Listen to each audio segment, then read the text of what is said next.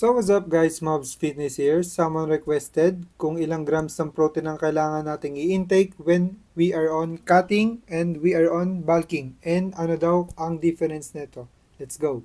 So dun po muna tayo sa cutting, aka calorie deficit. So kapag naakat po tayo, hindi lang po fats yung nalulusaw natin. Hindi po maiwasan na malusaw rin ang, yes, ang lean muscle mass natin. So kaya po ang nare-recommend ko po is higher protein intake. I recommend na 1 gram of protein per 1 pound of body weight. Example, 160 pounds po ako. Times mo lang po sa 1 gram of protein. That is 160 grams of protein.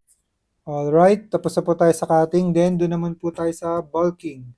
Sa bulking naman po, I recommend only 0.8 grams of protein per body weight.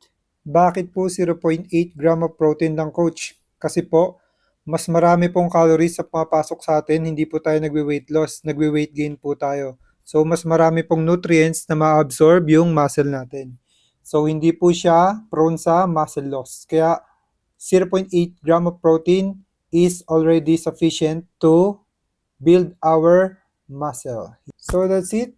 Please like and share this video and follow my page. Thanks for watching. Mobs Fitness here saying stay fit.